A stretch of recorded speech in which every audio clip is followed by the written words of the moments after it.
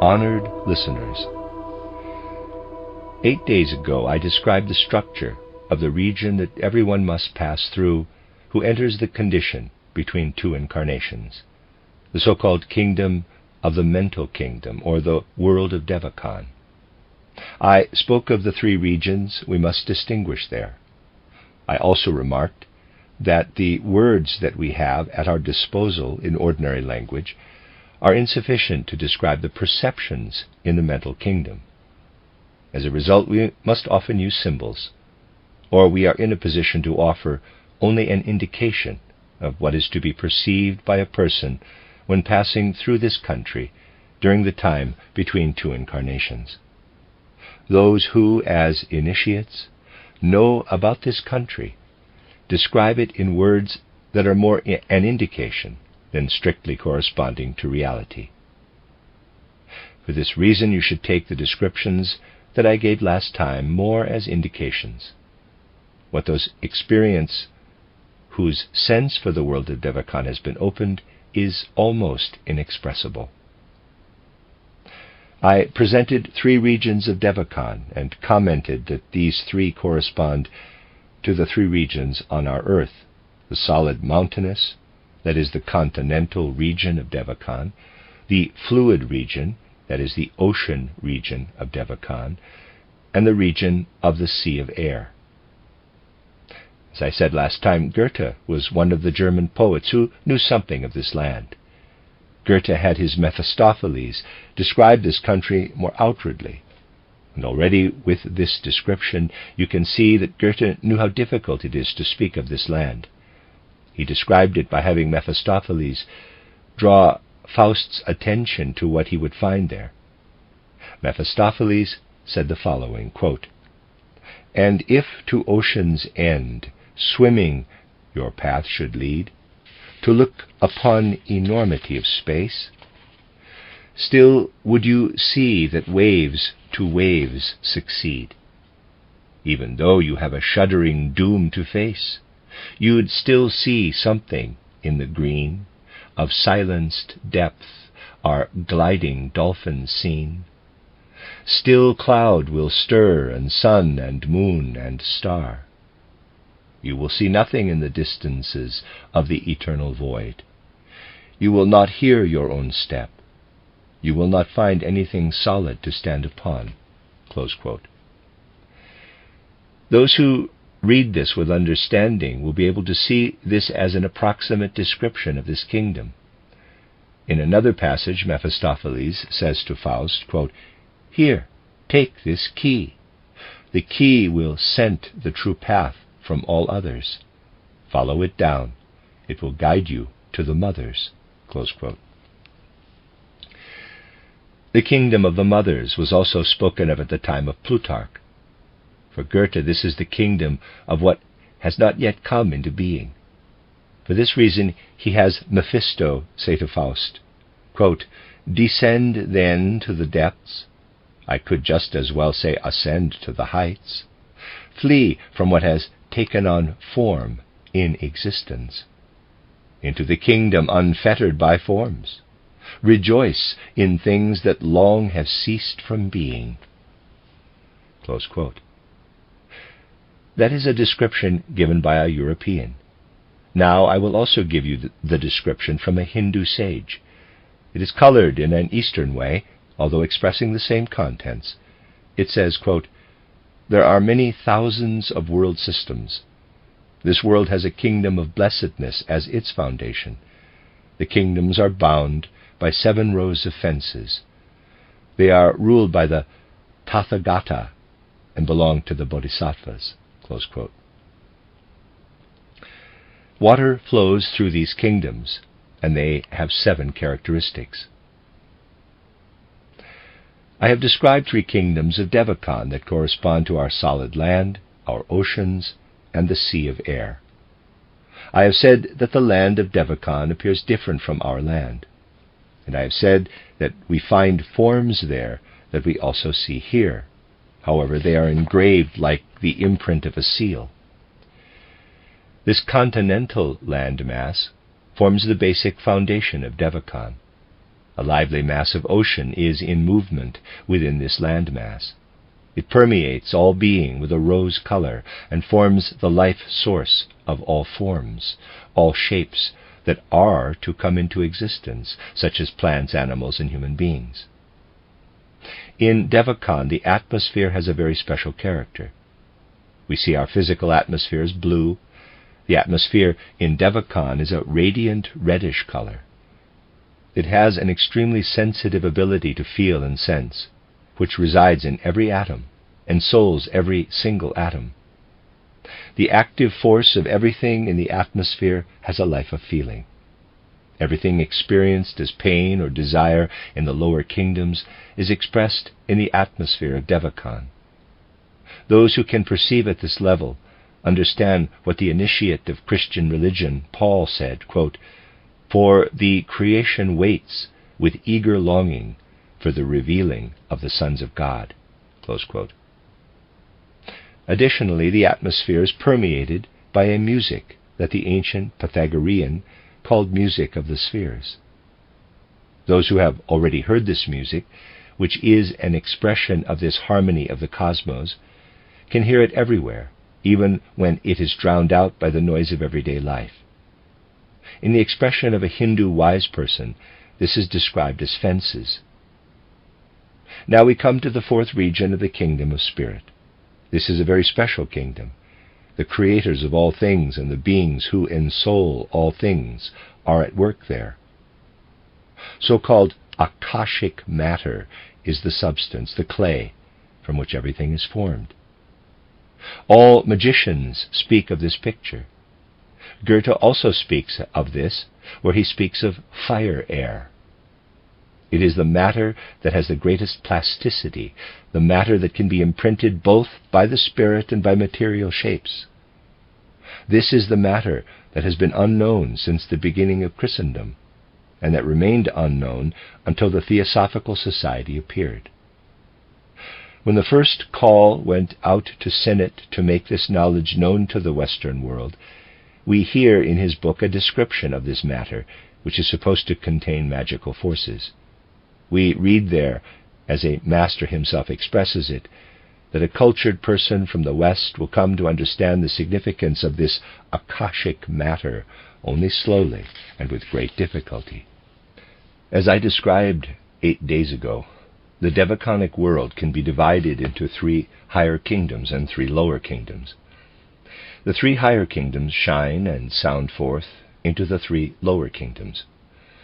We characterized the 3 lower Devachanic kingdoms, called Rupa kingdoms, in the language of theosophy as solid land, ocean, and an atmosphere of air. The 3 higher kingdoms extend on the other side of the 4th kingdom, Akasha. The origin of everything found on this side of Devachan, that is the astral kingdom and physical kingdom, is found in higher Devachan. This Arupa kingdom is inhabited by beings of the loftiest nature. The masters of original Christian wisdom were still able to describe this kingdom. This wisdom was still known in Christian wisdom until the 13th century. Then the knowledge was lost. No one understands the Christian wisdom of earlier centuries who doesn't understand that the 3 highest kingdoms of Devachan are described in those writings. These 3 kingdoms are, as stated, inhabited by the loftiest beings, who guide and lead all the processes in the lower kingdoms. Goethe also points to the first step of Upper Devachan in a passage from titled The Green Snake and the Beautiful Lily.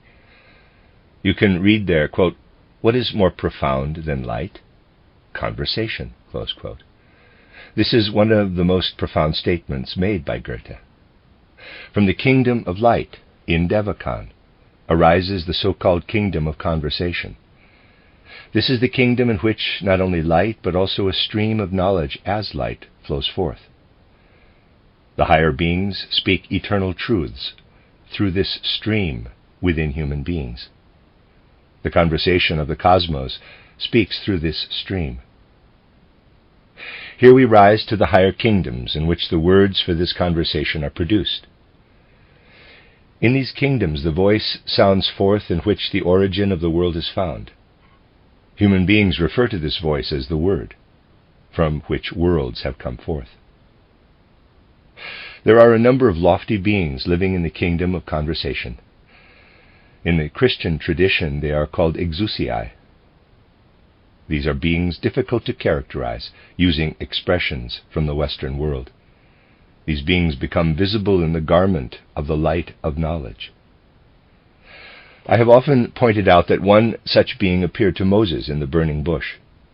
That passage in the Bible indicates an exousiai. The garment of these beings is woven from the matter found in this kingdom. These beings then become visible and proclaim the truth to those who are mature enough to hear them. We will now ascend to still higher regions. There we find beings that can no longer become visible. However, they can still speak to human beings when humans are mature enough. The first teachers of Christian wisdom called them dunamis. These are beings that radiate as creative powers. In the next hierarchy we find the dominions, the Kyriatetes. With these three we have the hierarchies of lofty beings that sound forth in the three highest kingdoms of Devachan. In Christian esotericism, there is much that indicates that this knowledge was still alive in the first centuries of Christendom. However, it was lost because there were ever fewer Christian initiates. There are also beings in the kingdom that I previously described as the atmosphere of Devachan, whose garment is woven from the atmosphere of Devachan, but who have entirely opposite characteristics from what we human beings possess. The characteristics of these beings living in the atmosphere of Devachan are difficult to describe. We human beings ascribe sensations and feelings to ourselves. However, we must ascribe to these beings that they do not receive feelings coming toward them, but that they carry feelings and sensations out into the atmosphere. They are thus beings of an entirely different sort. Wherever they go, they radiate forth the forces of feeling and sensation, while we human beings receive feelings and sensations that stream into us. Only in this way can I characterize these beings. In Christian esotericism, this was expressed by calling these beings archangeloi. Today this expression is no longer understood. It is not permitted for this expression to be used for physical powers. That would be superstition. It must be used for devachanic beings that carry the message of sensation and feeling through the atmosphere of Devachan and spread pure feeling and sensation everywhere. The ocean of Devachan is comparable to a rosy-colored stream that is poured over everything. It is enlivened by a series of beings that are characterized as messengers, as angeloi. These do not carry sensation and feeling. They carry life through the kingdom of Devachan. They are bearers of life.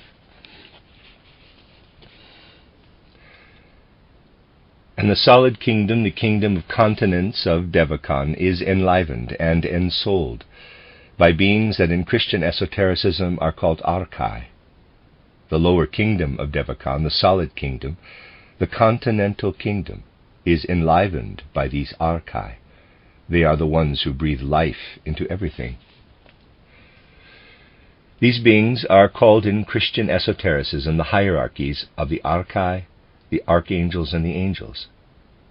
They are met by every human being whose devachanic senses have been opened, and by every human being who has died and is passing through the time between two incarnations. I have already pointed out that human beings, when they have set aside their body, must spend time in the astral world. I will return to this. Now I would like to tell you about what happens in this world where human beings become mature enough to step into the world of Devachan. Everything we bring with us from the physical world of nature is cleansed away by the forces of kama in the astral world. Even the so-called feeling for oneself is slowly dissolved in the astral world. All chaotic forces are loosened when we enter into Devachan. I will mention again the 4 higher kingdoms of the astral kingdom, which could also be called the strata of sympathy. They are filled with a fine astral substance, with the substance of sympathy, in contrast to the substance of egotism found in the lower 3 steps. In the 4th kingdom, egotism is dissolved. In the 5th, the pleasure from the senses is dissolved. In this 5th part of the astral kingdom, we learn to admire the beauty of the world, not because it is pleasant, but rather because everything that is pure and eternal should be beautiful. And in the 6th astral kingdom, we learn the deeper powers of compassion, of goodwill, of devotion to the world. In the 7th kingdom, all the remaining life that we have brought from the lower regions is melted away, like snow in sunlight. And then we will have to pass through the 4 lower steps of Devachan, which I described previously. Life on these 4 steps has an enormous significance. I have said that the archetypal powers, the archai, are to be found in this 1st kingdom of Devachan. We come into contact with them here. Here we find disembodied souls gathering new forces for their later life. Everything that held us together with ethnic blood ties, national groupings, in short, everything that points more or less to blood ties within the human race, all of this is spiritualized in this kingdom of archai, so that we can be purified by what we have learned and are able to be endowed with higher capacities. The meaning of the kingdom of Devachan is simply this. We pass through it so that what we learned during our earthly life can be formed into higher capacities. In the physical world, we should gather experiences that are then transformed into abilities. We should emerge from the school of life improved and strengthened. Then we move into the 2nd region of Devachan. The ocean of Devachan is what connects everything together. Just as water connects all the land in the world, so in Devachan the flowing rose-colored water connects everything that has boundaries in the lower kingdoms. Wherever there are families, tribes, clans, ethnic groups, or countries, boundaries are erected. These boundaries must exist, but at the same time, the fact is that we all belong together. The harmony of all beings must be established. These beings must find themselves together in the river that flows through everything. When we enter into this river, we then enjoy the fruits of every seed we have ever sown. There each one of us will find what elevates us above the boundaries of existence. We are cleansed of the boundaries that must of necessity cling to us within the earthly region. We are led to acquire new capacities, new abilities. Indeed, they are merely seeds, but the flowers that will come forth from them are the abilities we create for ourselves and then carry with us into our new lives. The 3rd region is what I have described as the atmosphere in Devachan. We enter into this atmosphere during life between 2 incarnations. In that place where the sighs of nature can be heard, where every thunder evokes pain, where sunlight corresponds to what we call eternal bliss and joy, in that place is created what we call a sense for philanthropy, for noble humanity, for the next incarnation. This is where active devotion, understanding devotion, and daily love arise. And this is the plant that above all flourishes here and that we develop within ourselves. Here we see the fruits of what we experienced in the egotistical world. Here we become active working beings. We become human beings who truly know in the highest sense the meaning of the words humanity and philanthropy. Then the 4th kingdom comes, Akasha. This is the kingdom where all existence sounds forth. Here we learn to recognize what gives form and shape in world existence to beings and things. Here we learn how tone is linked to tone in a symphony, how the forces of nature are connected to other forces of nature, and are transformed into, in quotes, instruments. Here we come to know the beings that discover and invent. Here we get to know not only the forces as such, but we come to know them as living beings. Here we are permeated by the living productive power to create. Here we come to know what is created as expressions of human existence, what is created in terms of human institutions that enliven humanity, and what is suitable for human life. We also learn to recognize what belongs to the area of the higher arts. In all this life are laws that are experienced in Akasha as living beings. When we immerse ourselves in the light of this experience, we are immersing ourselves in the fourth kingdom of Devachan, in the ways in which weaving takes place, quote, on the rushing loom of time, close quote. That is what we learn there.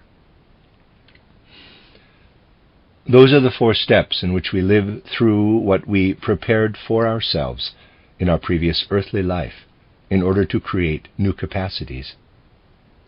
When we have passed through this fourth kingdom, a very important moment has come.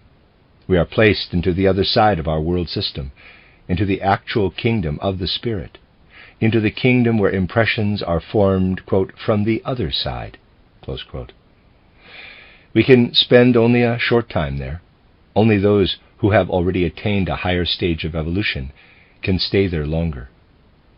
Human beings who have not yet evolved have only a brief moment of enlightenment in these higher kingdoms, in order then to descend again into the deeper regions, to gather experiences and return again.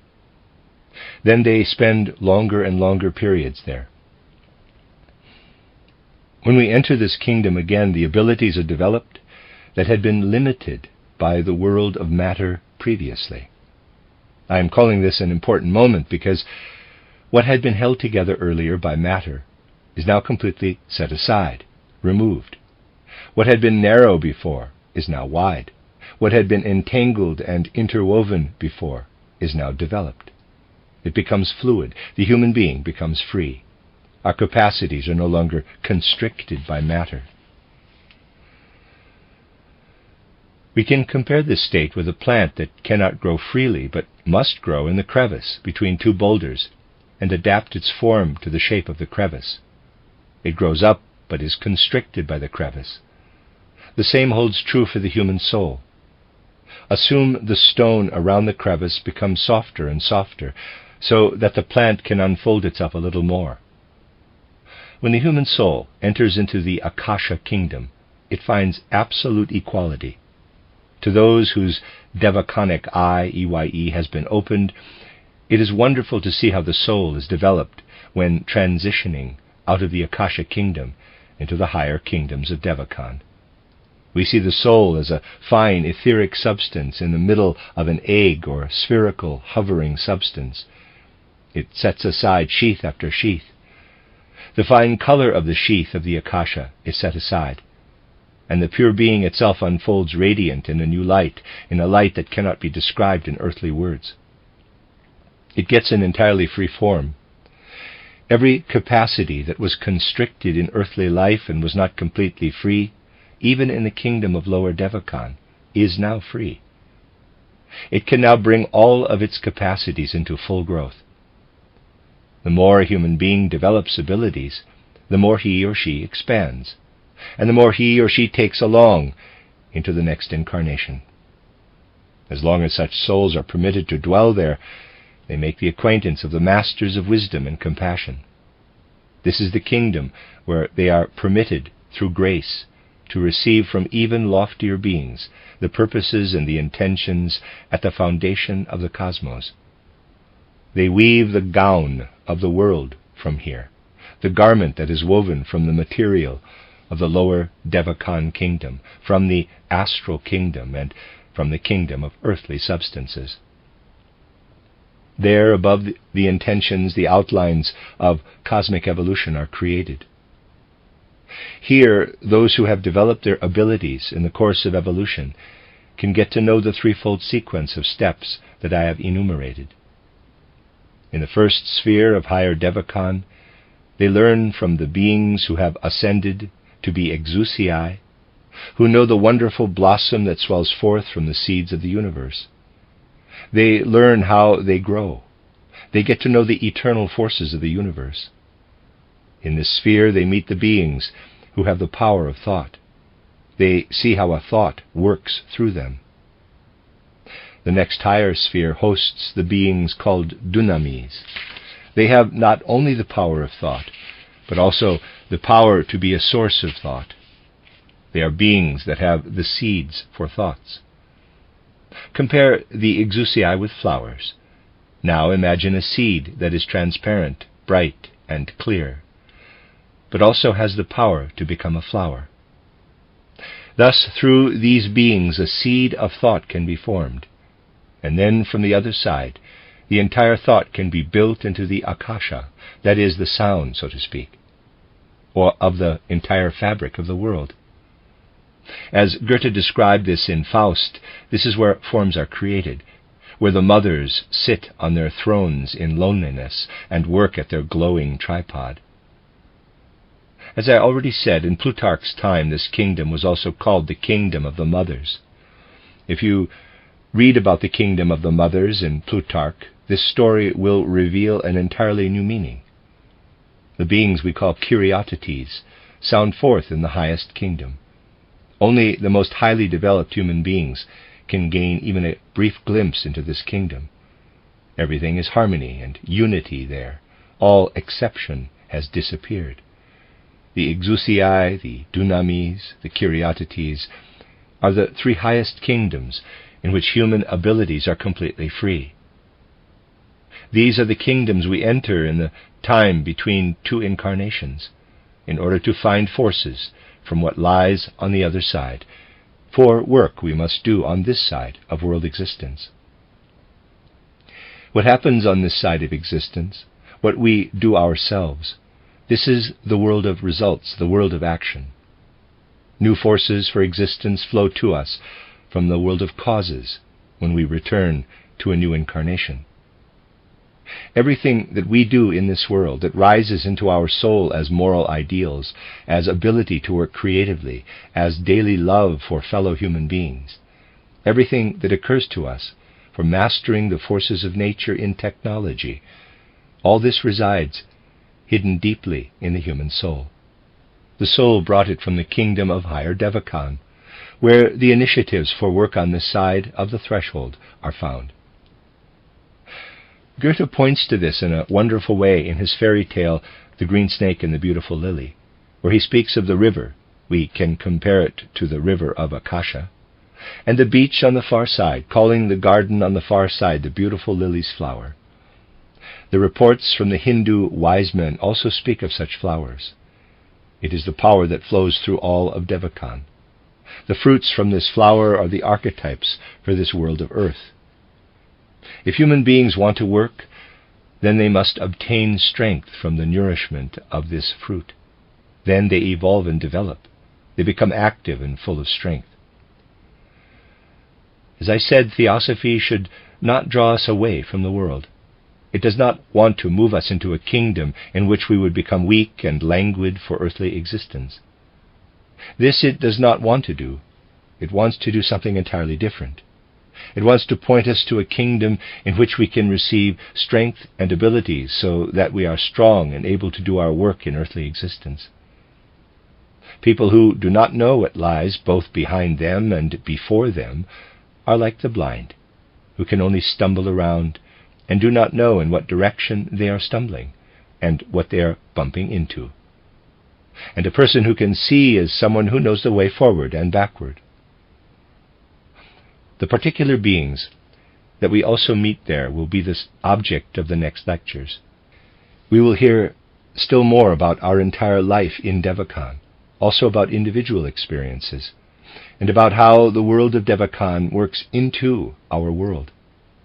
From these introductory lectures, it should be clear that theosophy is not alienated from reality, but is rather a teaching full of creative joy and saturated with reality. It does not take people away from earthly existence, but rather equips them with forces that live in earthly existence, but are not visible. You must know this if you are striving upward into the kingdoms that are inaccessible to those who cling to the physical world only. To all those people who are enemies of the spiritual kingdoms, all those who say that there is nothing on the other side of the world of the senses, To those we wish to respond with the words of Goethe, quote, "Well, let us always move forward. We'll plumb and search the depths, for in your nothing I hope to find the all." Close quote.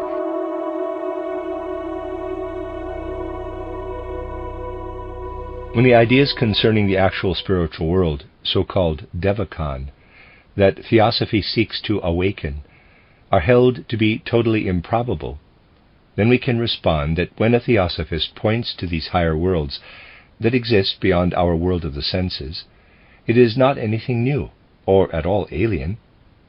In order to guide our thoughts somewhat more deeply into this world of Devachan, today I would like to begin my lecture with the words of a German thinker, well known to you all, who exerted a great influence on his time, and who knew how to speak of higher worlds, not in any dreamy way, but rather who knew how to intervene in the events of his time through the power and the fire of his words, Johann Gottlieb Fichte. We all know the power he drew from the suprasensory world, the power that made his fiery speech overflow. With this speech he inspired the youth of his time to participate in the events that were necessary at that time. We know his book titled Address to the German Nation. His introductory lectures were a deed that does not belong in a dreamy world, but rather belongs to immediate reality. As he held these introductory lectures into the science of knowledge, Johann Gottlieb Fichte presented them as the ripe fruit of his research and meditation. He began them with the following sentence, quote, "This teaching presupposes the existence of an entirely new inner sensory instrument through which a new world is opened up, a world that simply does not exist for the ordinary person. This should not be understood as an exaggeration, a rhetorical phrase, said only to demand much with a quiet modesty, so that less may be granted. It is rather to be understood literally, as it stands." Close quote. Fichte introduced this view of the suprasensory world at a time when no one had thought of a theosophical society, with words that indicate that he is going to impart information from a sense organ or instrument that is not present in ordinary people. In the same series of lectures, he explained further, quote, "Imagine a world of people all born blind. They can know about the existence and interrelationships of things that exist only for the sense of touch. If you talk to them about colors and about other relationships that exist only through light and the sense of sight, you might as well be saying nothing at all. Or for some reason or another they want to give your teaching a meaning, then they would be able to understand your teaching through what they know through the sense of touch." Close quote. There would be an entirely new situation if someone born blind could begin to see through an operation. This comparison is correct with respect to higher vision. What is not expressed by Fichte is that actually everyone has this instrument and need only develop it. One needs only a good will in order to have the spiritual world revealed. Everyone who is spiritually blind can be given vision. This must be stressed so that it is clear that the spiritual world can become accessible to everyone who wishes to seek it. The information given about that world is intended only to point to what will be given later. The first step is to receive a description of the spiritual world. As theosophists know, it is a path to receive a first insight through description of that world. We are dealing here with a world that is not located in any other place in the cosmos, but rather a world that everywhere surrounds us, which is present everywhere around us. The spiritual world is present at every point of our world at the same time. When we speak of the spiritual world of Devachan, we are not wandering around in a different world, but rather it is an opening of organs of perception, the achievement of another state of mind. One could object that such a state in a human being is something extraordinary, that it is not possible to form any idea of that state, and that nothing similar can be shown in the life of a human being. But this is not correct. The rest of life continues to flow calmly past without any radical revolution. As a matter of fact, however, a transition does take place once in a person's life that is similar to the change that makes a person with physical senses into a seer.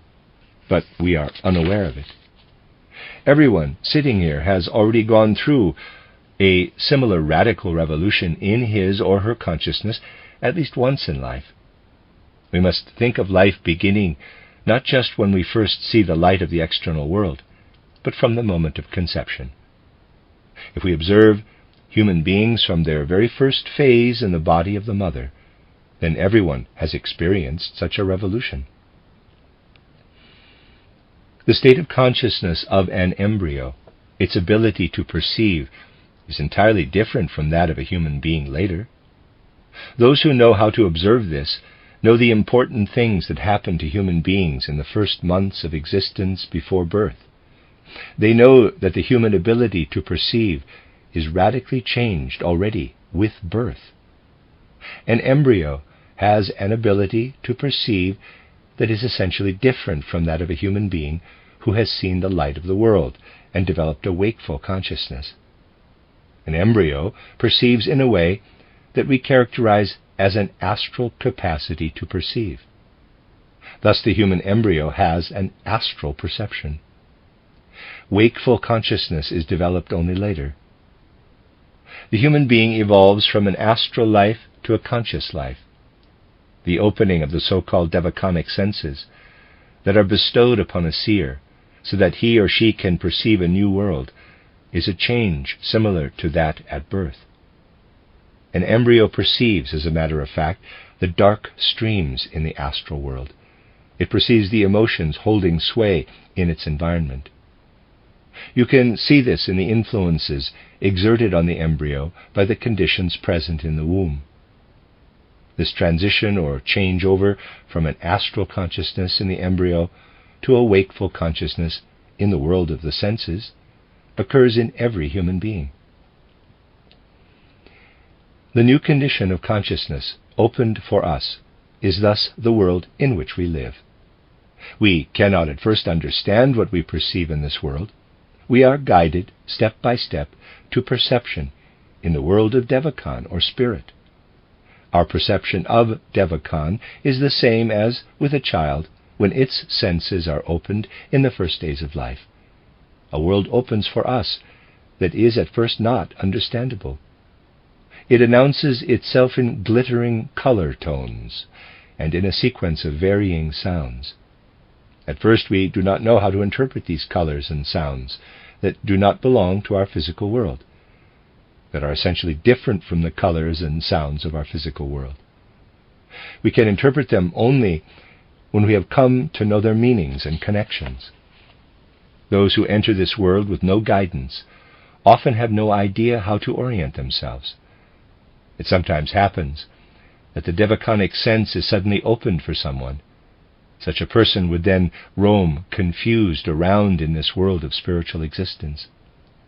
Learning the meaning of these phenomena is possible only for those who are led into this world by a person who is already a seer, who can introduce them methodically into this spiritual world. Students then learn how to organize and combine the sequence of sounds and colors, just as we combine consonants and vowels into meaningful words. The sounds and colors of the spiritual world appear to us as consonants and vowels. And when we find out what the consonants and vowels signify, we achieve the ability to spell and read. We discover that a certain kind of being that lives in the spiritual world manifests itself to us through the language of these colors and sounds. This is the training offered to the chelas, the students, who are to enter these higher worlds in order to participate in these higher truths. We then learn that the appearance of colors, sounds, and forms is not an accident, but that what appears to us there is the expression of spiritual beings, whose language we perceive. When we have learned to know and read the letters, then an entirely new world is open to us. I have indicated that a world lower than the Devachanic world is integrated into our physical world, a world that we get to know first. That is the astral world. At times it blends together with the world of Devachan. For a while, at the beginning, one cannot exactly distinguish what belongs to the astral world and what belongs to the Devachanic world. Only gradually do we learn how to distinguish them. Using an example, today I would like to show how one can learn to distinguish between what belongs to the astral world and what is of the Devachanic world, the spiritual world, which is our actual home. The human being we encounter in the physical world is only a part of the human being.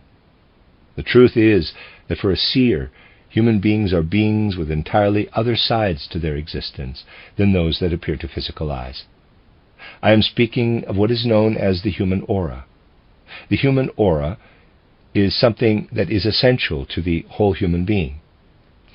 In the 8th installment of title Lucifer, I described in an introductory fashion part of this human aura. It is something that appears to a seer just as the ordinary physical form appears to human physical eyes. The physical form is merely the middle part of the human being, which rests in an oval-shaped, foggy cloud, so to speak. This foggy cloud, the aura, belongs to the human body of spirit, just as it belongs to the physical human being.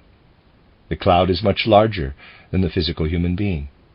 On average, it is twice as long and 3 to 4 times as wide. Light forms and color forms of the most varied kind appear to the eyes of a seer as a continuation of the physical body. The aura of a human being, this body of light, does not appear as an indefinite, more or less organized cloud of colors, but as kind of a mirror or imprint of what is going on in the human being. The passions, instincts, drives of a human being are imprinted in this aura. Everything we call inner life is imprinted within. The physics of the present time should find all this very understandable when we speak of this phenomenon. What do physicists say? They present vibrating movements of the ether. This vibrating movement is transformed into colors in the external world. It is the same with our inner world. There are instincts, drives, and passions within us. They go forth from every human being who stands in front of us. And just as color is visible to us in the external world, so too ideas, feelings, and sensations are translated by the spiritual eye, EYE, into a colorful aura. As the physical world appears in color to the physical eye, so do spiritual beings appear to the spiritual eye in a wonderful display of scintillating colors, but in a higher region. The spiritual world displays an amazing mobility of colors. We see people surrounded by an oval body of light in which they are swimming. This oval body is not at rest, but appears as if flowing and streaming, and then loses itself a certain distance from the physical body. In the space of Devachan, which constantly appears in movement, the human being has a fundamental color. Enduring moods in a human being, also enduring character, peculiarities, are revealed in the aura through an enduring coloring formed by clouds, which these colors stream through in the form of waves. We see wave-shaped streams moving through the aura from below to above. We see them shoot through like lightning. They move through the aura as bluish-red, brownish-red, and beautiful bluish colors. We see the most manifold and various colors, which change according to various causes. You can go into a church and observe the auras of the devoted souls. You will find there entirely different color tones than you find in a gathering of people in which political passions or human egotism makes itself felt. The soul moods that our daily needs bring us, you will see streaming forth as forms of brick red and carmine red. Sometimes they will have a darker, nuanced color. And if you go into a church and observe people filled with devotion, then you see an interplay of blue, indigo, violet, and rose red. If you investigate the auras of people who live in a thought world contemplating scientific problems, then you will see thought forms shining forth from within their aura.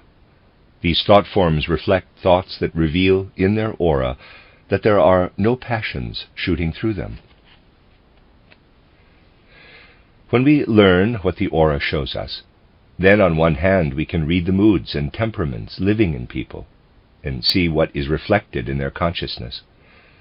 On the other hand, we can also see reflected all their thoughts, from the most everyday up to the highest, most spiritual, up to feelings of devotion to the divine and the loftiest compassion. When starting out, we cannot separate anything, but gradually we learn to do this, and notice that there are two sharply distinguished forms in the aura. First of all, there are cloud-like shapes with indeterminate outlines that stream in more from the periphery of the head. We learn to separate these cloud-like shapes from the phenomena that go forth more from the heart, chest, and head, and have a more radiant character. These radiations always proceed from an inner middle point. We learn to distinguish the cloud-like shapes from those having a radiant character. The cloud-like formations, which vary from brown into dark orange, come from the bodily nature, from the human lower nature, from passions and drives. Thus we distinguish in the aura the spiritual part from the lower, more astral part. We learn to distinguish the colors that appear most often. The auras of Europeans today are usually green-colored, often shading into yellow. This green represents the actual intellectual part, the conscious part. Thus it expresses the fundamental mood of the soul life of today's European. You can experience a strange perception with people who are in a trance. All green disappears from their aura. Anyone who can perceive the aura will have an easy time distinguishing between a person who is actually in a trance and someone who is pretending to be in one. So too, a doctor working in a clinic experimenting with hypnosis, something we regard as unacceptable, even though it sometimes happens, could ascertain clearly whether an experimental subject is being deceptive, or whether the subject is really in a trance state. The green in the aura would disappear. The green tones disappear also in the case of someone who passes out, and they also always disappear from the aura of someone asleep. The first ability to be developed in a seer is the ability to see the human aura.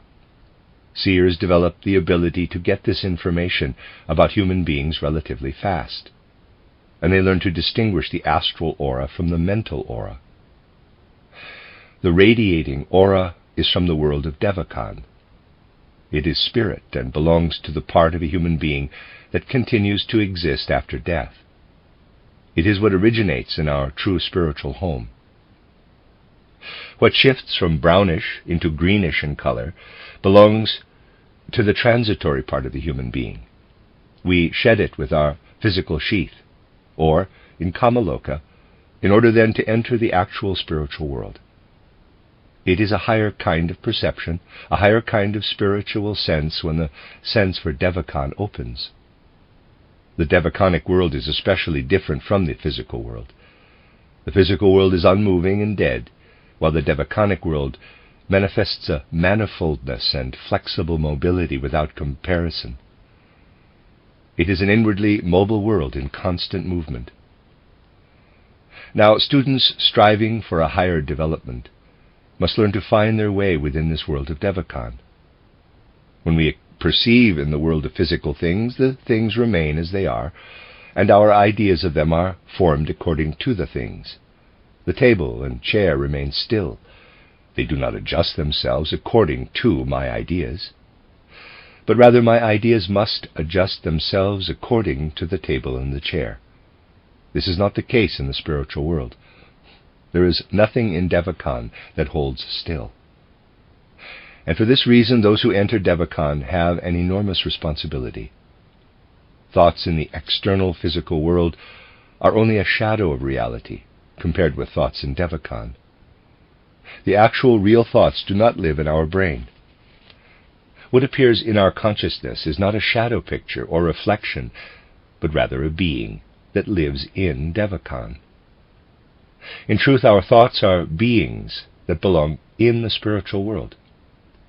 When you grasp a thought, you bring about a change in the world of Devachan. In order to make this clear, I would like to show you an example of what happens in the world of Devachan when you grasp a thought. Those whose senses have been opened to Devachan see not merely the shadows of thoughts, but rather the being of the thought itself as an actual object. Imagine you are harboring some thought or another, say a thought concerned with another person. The thought is visible for a seer. The thought rays forth as a wave of light from a light source. And just as light streams forth in all directions from a flame, so too does the thinking human being stream forth in all directions. And as light spreads in the physical world, so too do the rays of thoughts ray out into the world of Devachan, so that we can actually see thoughts raying forth from every human being. For this reason, you will understand why Christ is portrayed with a crown of light rays. That is not a fantasy of any kind, but rather it corresponds to a perception in higher perceiving. When thoughts ray forth, they begin in space and spread in space the same way light rays forth in space. Let us consider a specific thought. If this thought is conceived so that it is focused on you, so that it concerns only you, then it rays forth only in that way. But if it is concerned with another person, then in Devachan it behaves just as light does when it encounters an object and is reflected back. And just as an object appears illuminated by light, so also the individual involved appears illuminated by the world of thought. If someone sends out a thought related to another person, for example, a wish for the other person to be healthy, then we can see this thought radiating and spreading out in all directions. But this thought directed toward one person does not simply stream through Devachanic space. It seeks to be realized in the space immediately surrounding the person. This thought then streams to the person with whom it is connected. These are processes such as you can see in the world of Devachan. You can perceive how lofty human thoughts are caught up in Devachanic space and are formed into a kind of flower form, into beautiful geometric figures, such as are not present on earth. Although it may appear to be fanciful, this is all genuine reality for those who can observe in Devachan. Those who learn to move around in Devachan learn to send out their thoughts in a conscious way, and are aware of the harvest they will have through these thoughts. They learn that every thought in Devachan is a fact, and they endeavor to bring forth only beneficial effects with their thoughts. Those who have not been initiated send their thoughts at random into Devachan, while initiates have learned to give their thoughts form. That is what gradually happens as an esoteric student progresses. I would still like to draw your attention to something remarkable. The last time I spoke about the fact that in Devachan there are two departments, so to speak. There is a lower department, Rupa Devachan, which is the world of the Devachanic continents, the Devachanic sea, and the Devachanic atmosphere. These are fundamentally permeated through and through by feelings. Then I described the Akashic matter, the pure etheric matter of Devachan. Those are all the lower regions of Devachan. Then come the three higher regions of Arupa Devachan. The highest spiritual beings, the Dhyana Chohans, the spirits of the planets, and so forth, stay in these higher regions. The beings we know as Mahatmas, the spiritual leaders of humanity, also belong to these higher spiritual beings. These beings have achieved such an elevated stage of evolution that they can teach the rest of humanity the great truths of existence. Those human beings whose Devachanic senses have opened, who are in a position to observe in Devachan, are also able to converse with these advanced human spirits.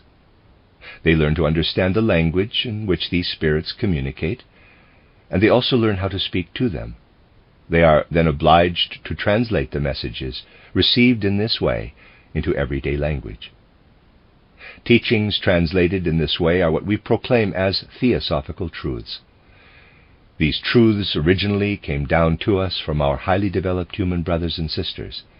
They were then conveyed to us by suitably qualified individual personalities. After we have learned to, in quotes, read, we understand the most ancient, eternal secrets of the world. In order to translate them into everyday language, we must learn to look up to these sublime spirits, the masters, which we in theosophy call Mahatmas. It is particularly interesting to observe how a chela relates to these masters in the world of Devachan. I have already described how thoughts in Devachan behave, how they stream forth to fulfill their destiny. That is not the case, or not in the same way, with thoughts that a chela sends upward in devotion to the masters or Mahatmas, in order to inquire about information concerning the deepest truths. The thought that the chela sends up to the spiritual leaders follows a very special path, different from that of ordinary thoughts. It is as if the thought did not stream fully up to the goal of its intent. This thought, this call for knowledge concerning higher worlds, at first streams into the region that I have called the Akasha region. Then the thought turns and returns to the student, but not the same way it ascended, but rather enriched and glowing with what comes forth from the Master. This is how it is to be understood when it is always stressed that the Master is the higher self of the human being. In a certain way, our own thoughts speak to us when we enter into conversation with these more highly evolved human spirits. Nothing foreign to us should be transferred into us. The Masters do not want to make us into slaves in spirit.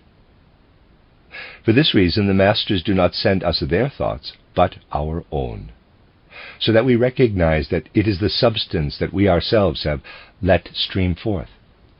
These are individual processes, which those experience who are in a position as incarnated beings, between birth and death, to move about within Devachan. It is those whose sense for Devachan has already been opened here in a bodily nature, those who can lift their spirit out of the shell of their bodily nature.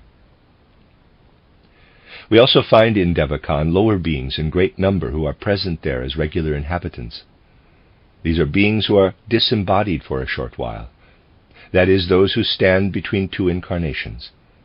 People spend a long time in Devachan, between two incarnations. Today I have described the experiences that those who are still embodied can have in Devachan. The next time I would like to describe to you what those experience who are embodied in Devachan. That is the course of our stay in Devachan between two lives. That will supplement our view in an essential way, and if you then add that picture to the one I have provided today, you will have the ability to understand the world of Devachan in clear pictures. You will understand much of what initiates are really saying, without its being expressed in ordinary daily usage or in our literature. Until the 19th century, initiates have always spoken in hints and allusions. The allusions have always been understandable for those whose sense has been opened for them. For those who know the world of causes, for them the words of an initiate, who is usually not recognized as one, for instance Goethe, are properly understood. Goethe himself said that much was, in quotes, secreted. German is hin ein Geheimnis, into the second part of his Faust, which only initiates would understand. In mythical, clear language, he pointed out what the earthly sense perceptible is for him. The earthly points to a higher world, of which it is the expression. If we understand this properly, then we will know that Goethe, as an initiate of higher knowledge, drew from the suprasensory world. Then we understand what he was saying with the words, quote, "Everything transitory is but a parable. The unattainable becomes an event here. The indescribable is done here." Close quote. The Theosophical Society wants to describe gradually what many have held as, in quotes, indescribable. In the lectures concerning the astral world, I have tried to describe the path that the human soul must traverse after passing through the gate of death. This path through the soul world, or the astral world as it is called in theosophical literature, is relatively short. The longest period of time that the soul spends between one incarnation and the next is spent in the spiritual world, in what in theosophy is called Devachan, the land of gods. In order to use a German expression, I will use the term spirit land, Geisterland. We need to take care that we gradually introduce German expressions. And if we realize that we mean nothing other than Devachan when we say spirit land, then we will be able to understand one another. In the astral world, the soul will have to purify itself of everything that chains it to the earthly, of drives, passions, and instincts that are necessary for earthly life. However, it is impossible for the human soul to advance through Devachan with these earthly passions clinging to it. After it has freed itself from all that, it moves on through actual spirit land. If we want to understand what it means to move through spirit land, then this must be very clear. I have often stressed that theosophy in no way turns its back on earthly life, in no way points people toward any kind of, in quotes, other side to reality. On the contrary, it clearly states that the chief task of human beings during the course of their incarnation is found here on earth. That it is the task of a human being to perfect more and more this earthly existence. Our task is to bring what we experience in the spiritual world as fruit into the earthly sphere.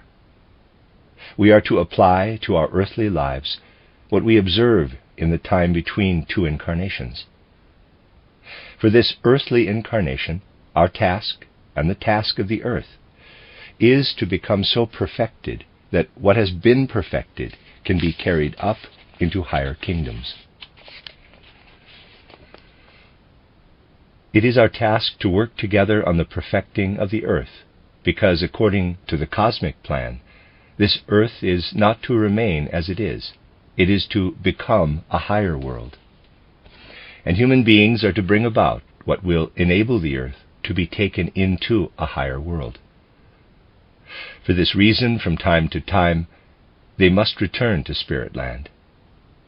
Human beings should work on the earth in order to lead it to its goal, which is spiritual. For this, they must make themselves capable of working spiritually. Again and again, they must return to the spiritual world and live purely spiritually in order to learn and work with the goals and intentions for earthly life. We carry into earthly life what we learn in the spiritual world. Just as when a house is being built, the first and most important thing does not take place at the work site, where the bricks and boards are assembled, but rather in the architect's office, where the blueprints are thought through and prepared. Just as the carpenters and masons translate into reality what the architect thought out beforehand, what is most important for us is what we bring down from the suprasensory world, the goals, intentions, and plans we receive in order to apply them in the world of objects and bodies. Yet what human beings do during earthly incarnation is very important. From time to time, the spirit withdraws in order to get to know the actual foundations of earthly existence. That is the meaning of our stay in Devachan, or spirit land. When we leave our body at death, we first must pass through a condition of unconsciousness, we pass through the astral world, and then finally awaken in spirit land. Then we must apply what we learned through what we practiced in the earthly world. Staying with the same picture, we must imagine that we work like an architect who is creating a plan and drawings for a house. Once the architect has made a plan, he also learns through the physical material realization of the plan about the imperfections, the mistakes within it. He is a learner. In the same way, we are learners during our incarnation. In exactly the same way that an architect learns from experiences and observations made while designing his first building, and then uses them for later structures, so too we transform our experiences and observations into a more perfect knowledge. Then, enriched by this knowledge, we enter into new incarnations. That is the meaning of it. Between death and a new birth, we awaken from a kind of unconsciousness in Devachan. Then we must advance through various stages. In each of these stages, a very specific kind of ability is developed. We have learned of 7 stages. I will briefly mention each of these once again and indicate what the spirit must achieve at each stage. I have explained how the lowest region is the kingdom of archetypes, but this is to be understood pictorially. It is a condition. In this world we encounter the archetypes for everything that comes to meet us in the sensory world. I have said that in the spirit world we live within the spirit, just as we live within the sense world with our senses, and we feel the spiritual world just as we feel in the sense world with our senses, as we see and hear the sense world. What is present in the physical world as a thought is a living being within the spiritual world. What passes through our head as a thought is only the shadow of a spiritual being. This spiritual being appears to us as a thought because it must penetrate through the veil of our physical bodily nature. We imprint the world with our thoughts and mental pictures, and with and through them we make the earth more perfect. In the spiritual world, we must move among and between these thoughts, which have now become things. Just as here on earth we roam between physical things that we bump into and touch, so too in spirit land we roam between thoughts. The archetypes for the sense world are to be found in the lowest region of spirit land. There we are in the, in quotes, workshop, in which sensory things are, in quotes, made.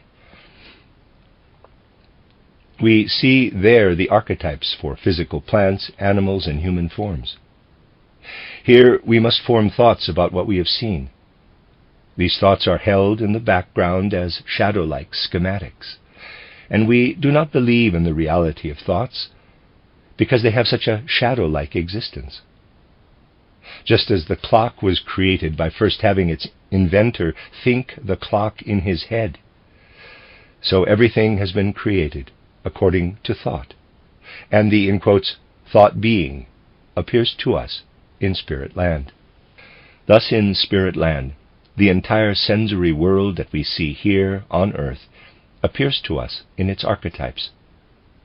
There we see everything as it is made. We see plants and animals springing forth from the animal and plant-creating forces.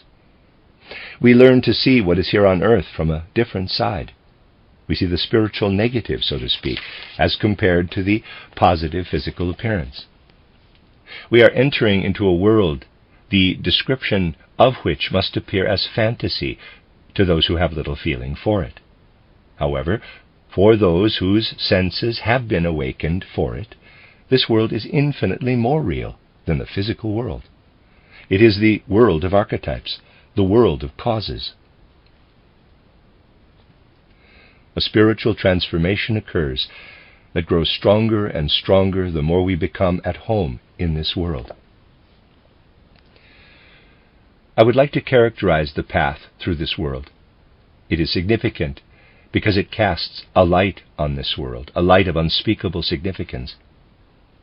Our own bodily nature, our body, which we call ours, appears to us as a thing among things. It appears to us as belonging to external reality. We can see how it comes about and how it passes away. the archetype of our body, appears to us as a member within external reality. We feel ourselves standing over and in contrast to it. We no longer say of our body, quote, "That is what I am," close quote. Rather, we know that it belongs to objective reality, and we come to understand a statement from the highest Hindu Vedanta wisdom, quote, "You must recognize that you yourself are a member of the great all," close quote, quote, "That is you," close quote. What forms our body we see in such a way as if we stepped onto a boulder. It is something entirely foreign. We learn from experience to understand the sentence, quote, "That is you," close quote. And when we practice this sentence, it is nothing more than the memory of what we have experienced earlier in Spirit Land. We are bringing this memory into our consciousness and experiencing a weak echo of the spirit world in the world of objects and bodies. But that lifts us up out of the sense world and into higher spheres. We feel ourselves to be spiritual beings. We know that we are a member of the primal spirit, a ray streaming forth from it. We know this immediately, directly. The second fundamental principle of Vedanta wisdom is also fulfilled immediately in the first region of Devachan, quote, "I am Brahman," close quote. The primal spirit is intended with the word Brahman. When human beings have advanced enough to experience themselves as a member of this primal spirit, then they say, quote, "The primal spirit lives in me. It is itself my being," close quote. Quote, "I am the primal spirit," close quote, is an immediate experience that the soul has already in the lowest region of Spirit Land. That is the meaning of life in the first region of Devachan. I have described the second region as the one in which all the archetypes of life on our earth are to be found. When we observe life in our earthly world, we find the same archetypes built into individual beings, in plants, in animals, and in human beings. The life of these plants, animals, and human beings is, however, a great living unity. It originates in the same common source. The archetype of the life that here on earth lives as a reflection or distant echo streams there like an ocean through all the beings of the spirit kingdom. The occultist knows that this streaming life has a rose-red color, a rose-red ocean, so to speak. It streams through all beings of Spirit Land. This streaming, rose-red, fluid life pulses through all life in Spirit Land. After human beings have advanced through the first region of Spirit Land, they then identify themselves with this flowing life on the second stage. They learn to know their being as flowing life. In order to understand this fully, let us once again make clear what it means to live in this region, in the time between death and a new birth. We live for an especially long time in the first region of Devachan. In the physical world, we are born into very specific conditions, determined by the physical nature of the earthly world. We are born into a country, into a family, so that we acquire certain friends through physical connections. Through physical conditions, we connect with something that constitutes the content of our everyday life. Life in a family, life in a clan, in a nation. That is karma.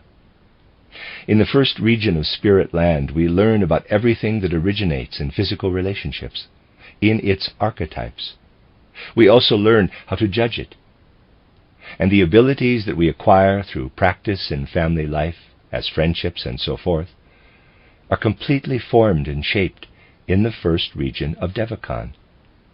They are intensified and formed so that we can return to the earth and a new incarnation with them increased and fully formed.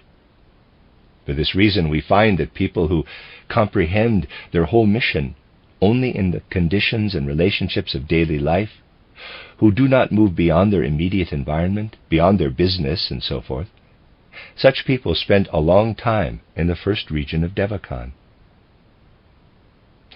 Those people who bring a certain preparation with them reside in the second region of Devachan. This preparation is created through a higher education within earthly life. These people learn that the things of earthly life are transitory and merely expressions of an eternal primal ground of existence. They learn to recognize the oneness in all life and to look up with devotion to the One. When the simplest primitive person sees divine characteristics in objects and regards them as symbols of the divine, such an experience of the earth goes above and beyond everyday conditions. In this region, human beings learn to recognize the creative work of the Godhead.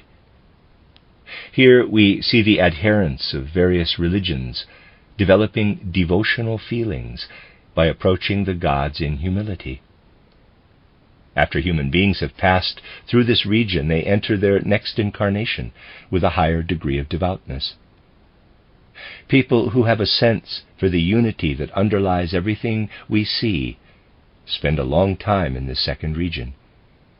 We see them living into the unity of all being, and we see how these spirits become leading religious personalities when they return to the earth. These people see that the interests of the individual can no longer be separated from the interests of the community. This sense for community life is developed in the second region of Devachan. Let us ascend into the third region. Here we no longer find archetypes for what lives only in earthly existence. Rather, we find the archetypes of soul existence itself. Here we find the archetypes of all desires and instincts, all sensations and feelings, and all passions, from the lowest passion up to the highest pathos. There are purely spiritual archetypes for all of that in the third region of Devachan.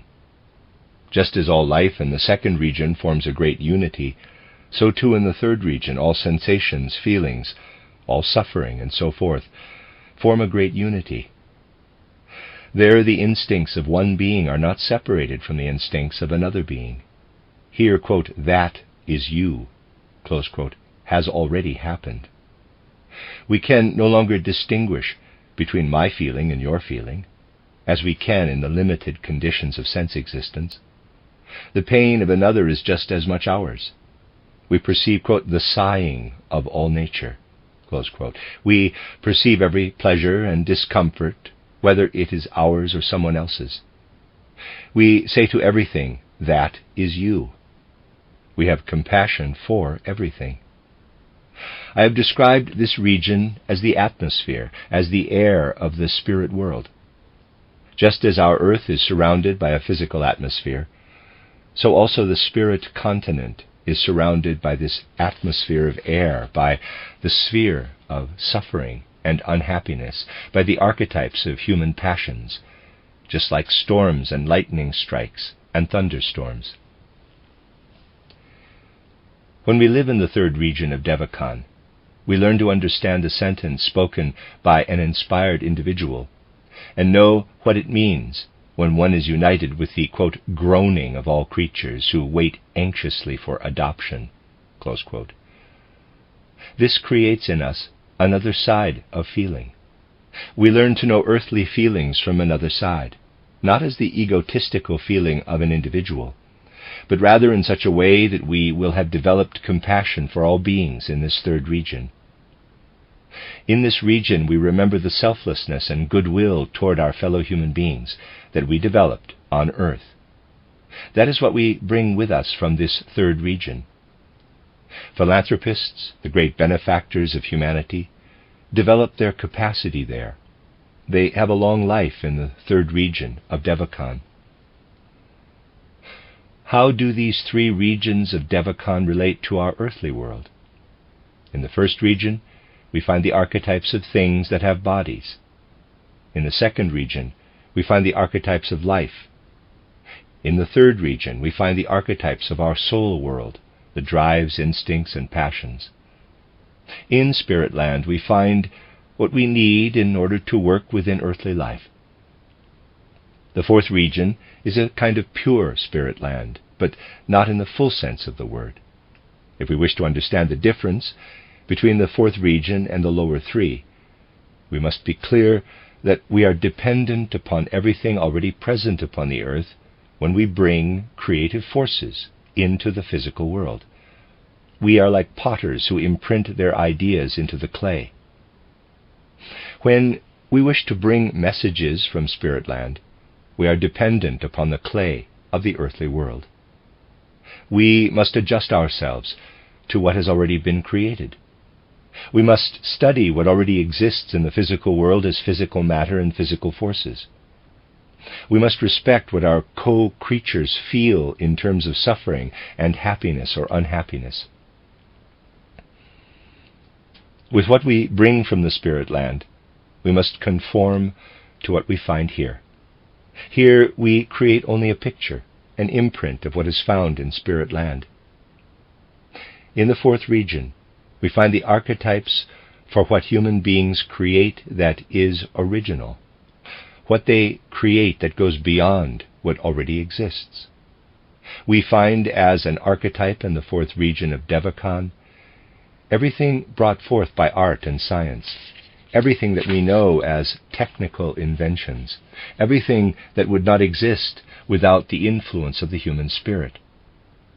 All those human beings who participate in the advancement of the culture of their age, who strive for science, who work to perfect state institutions, who work to perfect what has been born freely from the spirit and is not bound to the soul, they are all fructified by what they experienced in the fourth region of Devachan. What we experience there, we imprint into the reality accessible to the senses, and thereby transform it. If we ask ourselves if this fourth region is independent from the earthly region, then we must answer that in a certain way it is, because a human being who comes from there brings something that does not yet exist. But then, on the other hand, the fourth region is independent, because human beings can stand only at a certain stage of perfection, and they can form only that for which humanity is ready. The fourth region of Devachan is connected with earthly existence in such a way that on the one hand it is free of it, and on the other hand it is dependent on the developmental stage of earthly existence. If we ascend to the fifth region of Spirit Land, then we are entirely free from the chains of earthly existence. Then we are free on all sides and able to evolve. Then we are surrounded by what is our actual, true, real home. In this higher region we discover the actual intentions that the world spirit has for earthly evolution. We participate in the intentions of the world spirit. Then everything begins to speak to us. We find out the divine world spirit's aim for the plants, for the animals, and for human beings. We learn to recognize the perfected forms for which creation is merely an imperfect copy. Here we come to know the intentions, the goals that stream forth from eternity. And when we return strengthened to the physical world, we are messengers of these divine intentions. Then we bring what should be inserted into the earthly world as true spirit, as independent spirit. Now you can easily imagine that what we can bring back from this region will depend upon how much we have developed ourselves during our incarnations in our physical lives. If human beings have no intention to raise themselves up to higher worlds, if they are stuck in everyday life and cannot grasp what is eternal, then they will experience nothing more than a brief glimpse in the fifth region of Devachan. And those who are not dependent on earthly life, who reflect on the earthly condition with independent thought, who practice deeds of compassion and benevolence without egotistical interests, those people have acquired the right to abide in the higher regions of Devachan for a longer period of time. They are able to develop independent spiritual activity in a higher sense. what flows forth from the divine, from eternity, streams to them there. The human self takes up into itself the world of thought unlimited by earthly imperfection. Every incarnation is only an imperfect copy of what a human being actually is. The spiritual self is in spirit land, and when it descends into a human body and soul, it can realize only a weak copy of what it actually is. When we return home to our true selves, to our original, unique spiritual wholeness, when we come to know the fifth region, then our view of our own incarnations is expanded. We are in a position to survey our past and future. We experience a flash of memory of our past incarnations, and we can connect them with what we can do in the future. We can see the past and the future with prophetic vision. Everything we behold appears to us as if flowing forth from our eternal self. This is what the self acquires in the fifth region of spirit land. For this reason, we label this self, inasmuch as it lives in the fifth region and becomes aware of its own being, the bearer of causality of the human being, which carries all the results of previous lives over into the future. What appears in the various incarnations is the causal body. Indeed, it will appear for as long as and until the human being passes over into a higher state, where higher laws than reincarnation apply. We have been subject to the laws of reincarnation since the beginning of planetary life.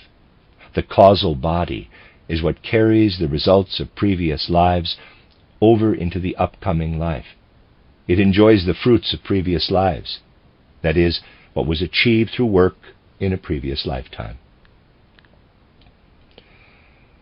After a series of such earthly pilgrimages, when the actual spiritual self, that is the causality bearer, has incarnated in the physical body, it then lives in spirit land in such a way that it can freely move around, just as a physical human being moves among things in the sensory world. That is the experience one can create there. We learn to move about in a way that shows much more initiative and appears much higher than movement within the world of the senses. Then we move up to the sixth region of Devachan, when we have achieved the right to spend certain periods of time between lives in the sixth region. In the sixth region, the human self already expresses the deeper being within it. There, its eternal self finds complete expression. There, it expresses what comes directly from the very depths of the divine self. There, the human being learns to be just as much at home in spirit land as a physical human being feels at home in the physical world. We become so familiar with the laws of the spiritual world that we regard ourselves as belonging to that world. In this sixth region, we learn that we come into this physical world as a messenger of the pure divinity. We no longer find the reasons for our work in the physical world within the physical world itself. We fulfill the plans of the divine world order itself. We create out of the spiritual world. We work out of the spiritual world. For this reason, we are not strangers on the earth, neither do we work as strangers. We have acquired independent impartiality in this sixth region. When we appear in the physical world as a messenger of the spiritual world, our work is all the more fruitful, because we are not dependent upon the things of this world, and because we judge them with complete objectivity, we will do what is right. Our deeds will be deeds of the spiritual world order itself, an expression, a revelation of the divine world order itself. In this sixth region of spirit land, we also enjoy the company of those lofty beings I spoke of the last time. These are beings who work with us on the plane of the divine world order. Their view of divine wisdom is spread out, open, and unveiled. Human beings who have developed themselves up to the 6th region can understand here what these beings are saying to them concerning the divine world plan. When they return to the earthly plane, they are able to determine for themselves the direction and goals of their life. Then they are acting out of themselves. They can consciously work into the future. They are capable of becoming initiates here on this earth. Those who have performed deeds on earth unconnected to egotism, deeds of self-sacrifice, are able to become initiates. They have earned the right to live in the presence of spirits between incarnations, and they are entrusted with the forces and the riches of spirit land. When they then return to incarnation, their memories are open to earlier incarnations. They see that they have lived here or there, and they determine the future of their next incarnation, even if not in all details, for that cannot be determined. Those who have experienced these things in spirit land between 2 incarnations are the aspirants for initiation into the mysteries. These are the ones who are taken into the secret schools and discover there the wisdom they are to proclaim to the world so that they can follow the path of advancement. These are the ones who can affirm out of their own personal experience that the teachings of theosophy are factual and true. But they are also the ones who have the duty to proclaim to others the irrevocable truths they have received. They have the duty to ignite the lofty feeling and the power that carry us further up the ladder of knowledge. Those who are able to believe in reincarnation know that this knowledge is possible. They have already reached the first step. Even those whose faith in the possibility of reincarnation is dull and weak can expect that this faith will become knowledge of reality. For faith works as a living force in the human soul and produces miracles in the human soul. What comes from spiritual depths works in the human soul. Those who do not know this refer to others as dreamers, because they are not aware that these others are creating out of a much deeper consciousness than they are themselves. But the progress of the world is an ongoing incarnation of what these dreamers and idealists have thought. The 7th step can be reached only by those who have been initiates in this life, those who have grasped the meaning of the mysteries, and who can be co-workers of the structure and plan of the divine world order. After they have fulfilled their tasks in the lower regions, they enter directly into the highest region where all impulses for life and streams of existence flow. Only initiates have the right to enter this 7th step of Devachan, or spirit land. We have seen that the tasks of the human being lie in this earthly world, that we are not allowed to withdraw from it. But what lies in this earthly world must be fructified by the experiences that we have in the land of spirits, and that we recognize as messages with instructions that we are to carry out in earthly life. In order for us to work with certainty, we must regard life as a school. We must make life into a lesson. We must learn to recognize how the rays of a higher life flow into the world of earth. We will speak more about this next time.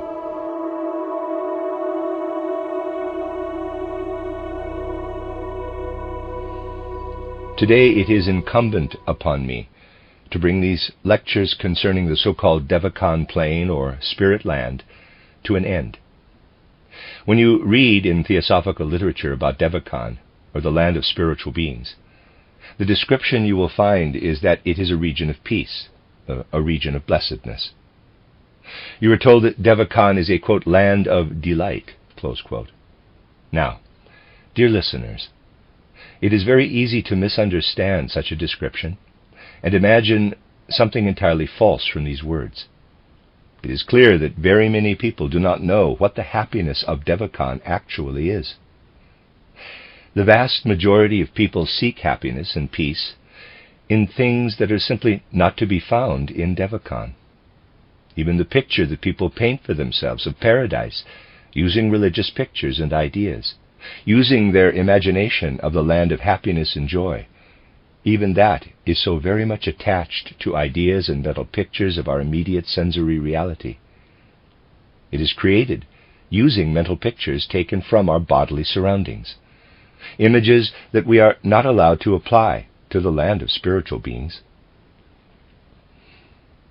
What people hope for in terms of paradisiacal joys, what they call paradise derived from the sensory mental pictures, is found already in the fifth region of Kamaloka, the fifth region of the purging fire. And indeed, precisely with the goal of stripping away their addiction to sensual joys and sensual desires. For example, what American Indians imagined as a paradisiacal hunting ground, where they could indulge all their desires to hunt, they find already in the fifth region of Kamaloka. This is precisely what human beings must be cleansed of before they can enter into the world of spirit. On the other hand, there are those who, when they hear that nothing of what we experience on earth as sensory reality is present in spirit land, say that spirit land is nothing other than an illusion, a kind of dream that we dream between two incarnations. Both these views need to be corrected. This will require that the concepts and mental pictures that we experience directly in reality be led over to entirely different and loftier mental pictures. We can acquire a corresponding idea of this higher reality, of what is actually meant, with the concept of the land of joyful blessedness, the land of blissful happiness and spiritual satisfaction that we experience between two incarnations, if we listen to what the disciples of the great masters can tell us, based on their experience already in this life. Those who achieve initiation in this life have already experienced something of this heavenly bliss, of this true spiritual satisfaction, through their glimpse into the spirit land. You will ask, quote, is there or has there ever been something that can be called initiation? Were there really students in our Western culture who participated in this highest vision, which opens for us spirit land? Close quote. It has always been possible to receive initiation in secret schools, in occult schools.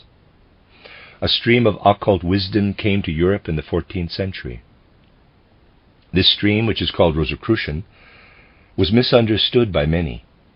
It must necessarily be misunderstood by all who come to know it only from the outside. Only those may come to know it who do so from within, whose view has been obtained through an esoteric training. When Christian Rosenkreuz brought the wisdom of the East to Europe, he founded schools in which students were brought up to the stage where vision in Devachan, vision of the higher secrets, became possible. Only those who have themselves acquired such schooling can say anything about it. None of the external research found in books can tell you anything of it. Until the year the Theosophical Society was founded, in 1875, absolutely nothing of these matters was spoken about, except in these secret places of instruction. Only since 1875 did the Masters of Wisdom feel the duty to convey more widely some of these deepest spiritual truths. Even today, initiations still occur. They can take place only within spirit land, the region I described. Today, every person to be initiated must arrive at these higher secrets, him or herself, on the plane of Devachan. This makes it necessary to give at least some idea of how a person feels and is transformed who receives initiation on the Devachanic plane. People who have experienced initiation are in a position to see those lofty beings I have described to you, who come from entirely different worlds, in order to enjoy their incarnation, at first in Devachan, and then descend into the lower regions, into the three worlds. Those who achieve initiation then begin to acquire an entirely new faith, an entirely new vision. They have really become different persons. They behold with their spiritual eye, EYE, what is not even present for most other people living in the same environment, things the existence of which the others have not even a suspicion.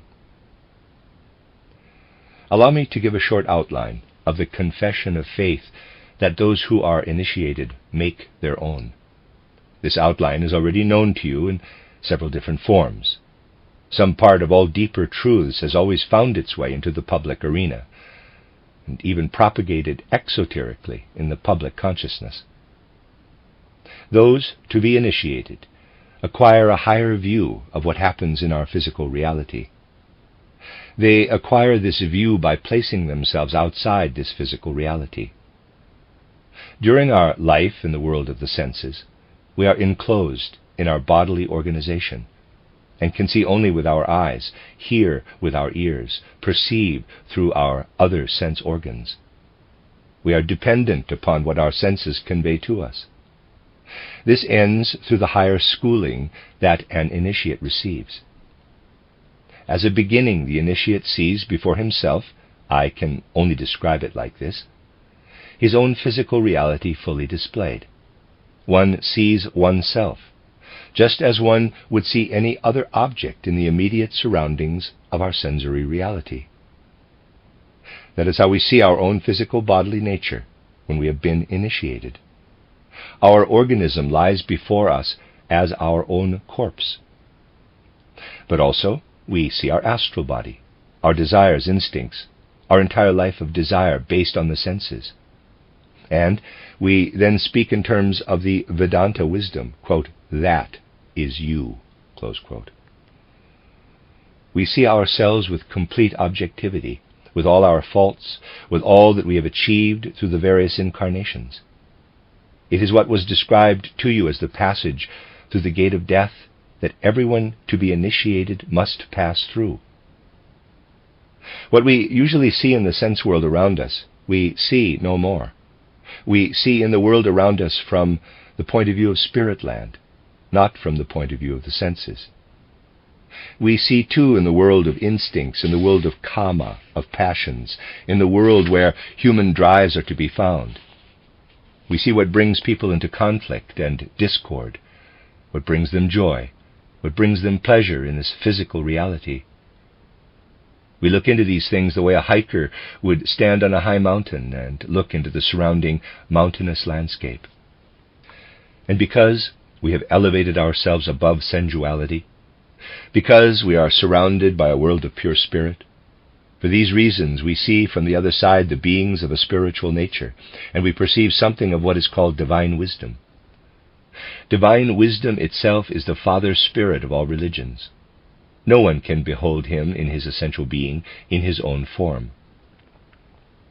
The highest being remains unrevealed, even to opened spiritual eyes.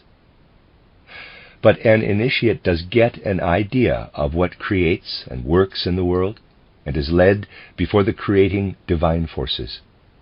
Then, for the first time, the initiate speaks the word out of conviction, out of immediate intuition, the word that was previously taught to him by faith, quote, I am Brahman, close quote. When the initiate is led through the narrow portal where physical and astral life are displayed objectively, then the word of an initiating priest sounds forth, quote, to those who already have, much will be given, and from those who already have not, will be taken that which they already have, close quote. That is the verse of initiation heard at the first portal of initiation. You will find it also in the Bible, along with many other sayings taken from Egyptian priest wisdom. Those who already have are those for whom the Spirit has already awakened the ability to feel spiritually, sense spiritually. However, those who approach this portal and have no faith and no sense for the Spirit, those people will have their longing for spiritual knowledge taken away. Woe to those who come to this place unworthily, who have forced their way out of curiosity. A different voice sounds forth to them, which once again has a symbolic significance. We then experience the universal spirit, the universal soul. We human beings reflect upon sensory things. However, the spirit that lives in us, which we experience within ourselves as thoughts, and forms the object of our reflection, that is the same as the wisdom out of which the world was formed. We could not know the world with its laws unless the world itself was formed from these very same spiritual laws. Theosophy teaches that what lives in the human being as spirit is co-essential with what lives in the great universe, with Mahat.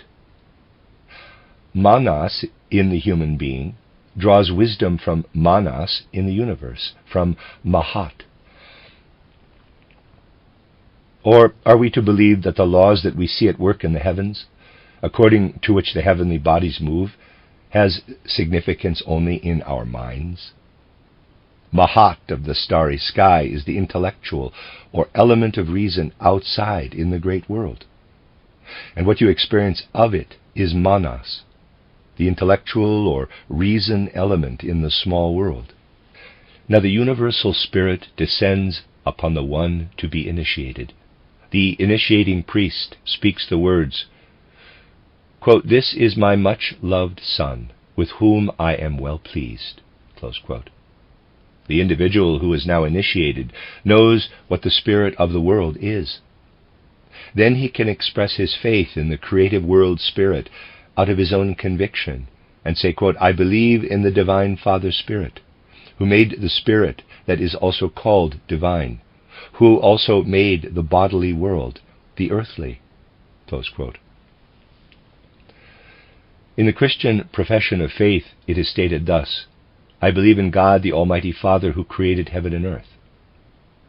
And then one thing is clear to us, that in truth and reality, we have our origin from the same universal world spirit as we now encounter here in Spirit Land. We know that we have descended into the sensory physical world, but we also know that we have descended from divine worlds and from the Spirit. We know that we have received the spiritual being within us from the heart of the divine Father Spirit itself. We become aware of this as a real divine force, as something we experience and therefore have immediate certainty. We begin to acquire a new faith in humanity. Humanity becomes for us the only born Son, the Son concerning whom we say in our confession of faith, "I believe in the divine origin of humanity, in the God in the human being itself," just as it is expressed in Egyptian priestly wisdom. Or we believe in the Christ in the human being, who has descended from heavenly worlds. And then it becomes clear to us that before this age of earthly development came to be, before this age in which we now live and in which we perceive through our senses, in which our sensual, sensory senses lead us to deeds, it becomes clear to us that before we descended into this sphere of the senses, we were in another purely spiritual sphere. Spiritual disciples have now come to know Spirit Land, and they know that this is the land in which human beings were located as only born sons of God. They know that the human being is born from virginal spiritual matter, Maria or Maya, and they know that the spirit man Christ is descended into the sensory world of matter. They know that this spirit man is contained in each one of us and is developed gradually through the various incarnations. They know that this spirit man lives surrounded by a sensory bodily nature, that is, in a physical body. The things of the external world work on our body in a sensory fashion. They form our eyes, our ears, and the other sense organs. We live within this bodily sensuality and allow the world to permeate us, as if through windows we look through our sense organs upon the external world. We are enclosed in sensory matter, and for this reason are limited by it. Christ, who enters into human beings, is pure and spiritual. He is virginal spiritual matter. Now he has descended into the condensed sensual sensory matter. Those who speak esoterically call this the waters or the sea. Thus we read in Genesis that the Spirit of God hovered over the waters. This means that the Spirit hovered over matter, This matter is also called pontos piletos in Greek, which literally means contracted or pulled together sea. The human being moved into this contracted sea, which has formed its organs. In this way, a being that was active in spirit land has become a being that receives impressions passively through sense organs from outside itself. The human being has become passive, a pontos piletos. This is what distinguishes seeing in the spiritual world from seeing in the world of the senses. If we want to have an object before us in the spiritual world, then we first have a thought, and this thought is formed by the spirit in spirit land. That is, the human being finds the images for all creating in spirit land. In the sensory world we receive passively. We have all become passive beings, passive in condensed matter. This was the original confession of faith for the Egyptian priests. This is the symbol for Christ having descended to humanity, for his having taken on matter and passively suffered in the condensed pontos piletos. In the course of time, this slipped into Christianity. Because the term pontos piletos was fundamentally misunderstood, the misunderstood place in the Christian creed reads, quote, "suffered under Pontius Pilate," close quote, which is none other than the indicated place in the confessional creed of an Egyptian priest. The human being has become one who suffers, no longer active but rather passive. This is the article of faith that signifies in an occult symbol the fact of God becoming human. Once those to be initiated have recognized what is said in these deep truths, then they look around at the objective sensory reality until they have become clear that they can once again descend into this sensuality in order to work in sensory reality out of duty and with devoted sacrifice of self. When they have advanced so far that they no longer seek to satisfy sensual drives, but rather use these to work within the sensory world, then they are themselves initiates. Then they have the solid certainty that they can understand the universal justice prevailing in the world. Earlier they lived enclosed within the world of the senses, within the riddles of birth and death, of eternal life, and of eternal becoming. Now they are clear that they are eternal, above birth and death. They see what is unchangeable, and at the same time the justice that rules the world, which we in theosophical language call karma. They have become wise to world justice. They can judge life and death, or as it is called by Egyptian initiates, birth and death. And now they believe in the lofty community of body-free spirits. We are separated only in the physical world. In Devachan we are a community of body-free spirits. The Christian confession of faith expresses this by saying, quote, "I believe in the community of saints," close quote. The Christian confession of faith grew out of the esoteric confession of Egyptian initiates, so that it speaks an entirely esoteric language. It is in part a translation of misunderstood symbols from esoteric sayings that the one to be initiated received as immediate knowledge in the land of Devachan.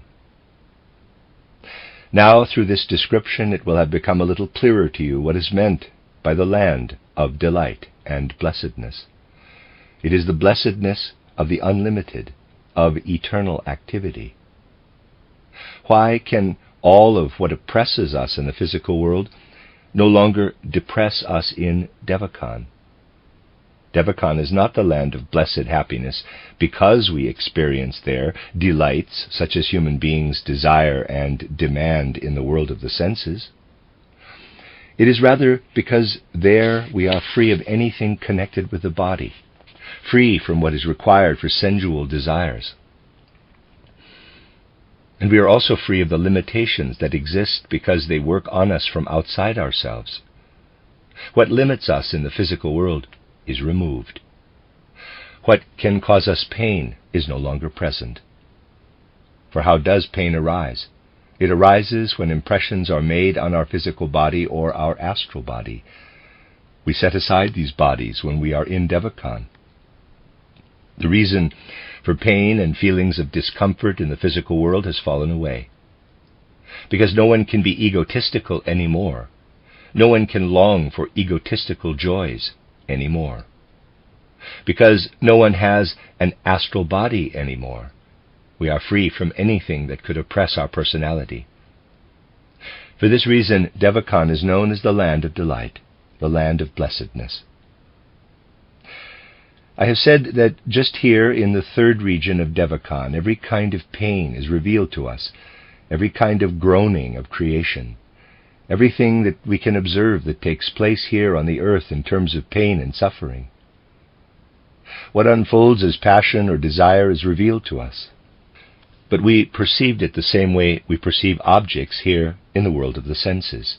It is a perception that is not so strong, not so shrill as to cause us pain. Neither is it the same as when we touch or feel a hot object and are burned. In Devachan, we perceive without feeling egotistical pain or personal desire. We behold the totality of all pain, all suffering, and we stand as spiritual beings above it, and feel that we have to work to mitigate or reduce this pain. We are entirely indifferent as to whether this pain belongs to us or to others. Our personality is stripped away. The pain is no longer personal. The cause of personal pain arising within us has fallen away. Because we are disembodied, we are free from all that could oppress us. For this reason, Devachan is called the land of delight. For this reason, the blessedness in Devachan must be described as incomparable to anything that happens here in sensory reality. Only those who, as initiates, have both had experiences here in a physical sensory incarnation and have received knowledge and wisdom from Devachan know what these, in quotes, delights signify. Everything that we are told about Devachan comes from the experiences and the immediate observations of such initiates who have learned how to be active themselves within spiritual existence. These have also learned that it is the greatest illusion to speak of life in Devachan between two incarnations as an illusion.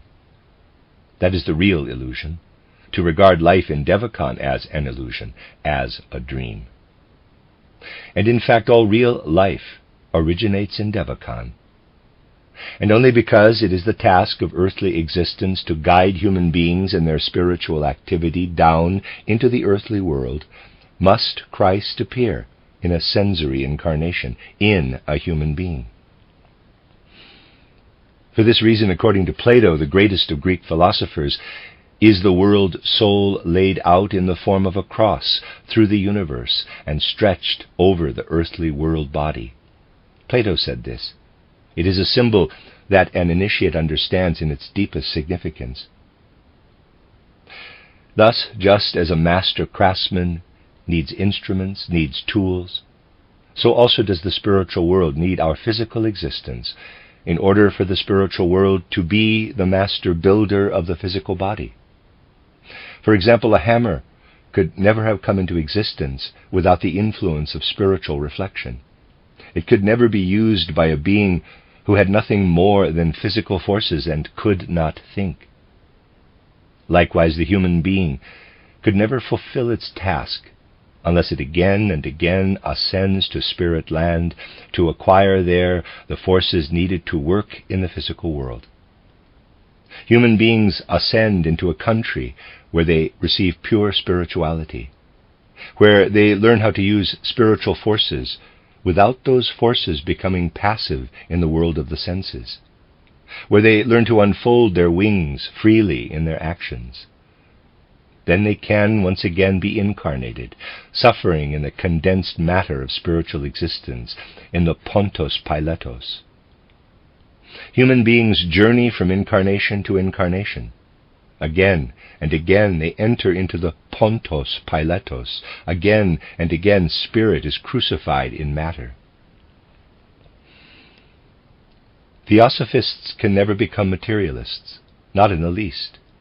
They cannot see the whole of existence in the physical world. And if they are in a position to make their own observations in the land of spirit, they will come to the insight that asceticism is the enemy of reality. In spirit land, we come to understand what the human being as a spiritual being has for a task. The earthly world in which we live is our abode for the time of our present evolution. And we should use what we acquire in spirit land for the good of this earthly world. Again and again we are equipped with new assignments between two incarnations so that we can work on this earth. Honored listeners, we have now journeyed through the regions of the three worlds. There are three worlds in which we live: the earthly world, the soul world or the astral world, and the spiritual world or Devachan. The human being lives here in this existence in all three worlds. In every sensory, physical human being, there lives a soul human being and a spiritual human being. Of course, physical human beings have consciousness only in the world of the senses, but the astral and spiritual human being works in them also. Soul and spirit are at work in every human being. Consciousness awakens between incarnations in Kamaloka, in the land of soul. Then we become seeing. We are awakened between incarnations according to our level of development, according to what we bring from our earthly incarnation. We awake in Devachan, the land of spirit, in order once again to return to the astral world, in order to clothe ourselves with astral matter, and then return to the physical world. This is the path, the pilgrimage of the human spirit. The human being originates in the land of spirit. When human beings still lived in pure spirit land, they formed for themselves bodies originally made from virginal matter.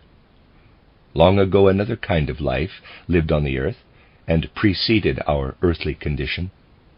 Then human beings were still pure spirit. Only spiritual reality was present there. Then the human being descended into astral existence, not yet as far as physical reality, and was at that time still Adam Kadmon, that pure spirit in which the world of drives and desires was not yet present. Then came what is so well expressed in Genesis symbolically, where we read that Jehovah formed the human being out of a lump of earth and blew into him living breath. The spirit received condensed sensory matter, and at the same time all earthly existence became sensory physical reality. Until then the human being had been in a kind of subconsciousness. The wakeful consciousness that we have today, this understanding with which we weigh and consider, and with which we orient ourselves in the physical world, came to us only when we descended into the world of the senses. We received lower sensory reality simultaneously with our power to reason. Again, this is symbolically represented in Genesis as the serpent, which gave humanity its earthly power to reason. The deepest point in human evolution is when birth and death occur, when the immortal part of the human being must always pass through the door of death. This will be eliminated in the next epoch, when the human being will be an astral being only. Then the final epoch will come when the human being will have only a spiritual existence. Thus we learn from our observation of Devachan how everything in the world, large and small, is evolving. How all existence comes from the spirit and passes through sensory reality in order to ascend once again into spirit. Observing these higher spiritual regions shows us that what we call death, what we call passing away, is nothing more than a transient, almost illusory condition of a single world epoch. It is not something that can have duration. The conviction, the clarity, the knowledge that human beings have come from higher regions, and that they will once again ascend to higher regions, gives us strength, so that gradually, as we progress in theosophy, we can feel and imagine what Paul, an initiate of early Christianity, felt and expressed with the words, quote, "Death, where is your sting?" Close quote. On the other hand, one should never feel contempt for earthly existence. Just as bees bring honey into the beehive, so are we to draw honey from the earthly world and carry it up into the spiritual world. However, we find our way properly only when we know which forces of our existence are fundamental. For this reason, I have held these lectures on the region of Devachan. One thing alone could move me to hold these lectures, which I realize can easily be misunderstood. That is a sentence written by the author of the basic theosophical book titled Light on the Path, quote, "And when you have recognized the truth, you are not allowed to keep it for yourself." Close quote. And those who feel themselves called to speak must speak without respect to how they are received. The call from the spiritual world is higher than anything else once we have perceived it. This call awakens in us a consciousness that is entirely different from any consciousness that we may know in the sensory world. Then, from our view of the land of spirit, we can make a verse of Solomon's, our motto, quote, "Therefore I prayed for insight, and it was given to me. I called upon God, and the spirit of wisdom came to me. I treasure the truth higher than anything living in the kingdom of the senses around me." Close quote. A wise person treasures wisdom more highly than everything in the sensory kingdoms that exist all around him or her. Therefore, such a person will attempt to proclaim this wisdom.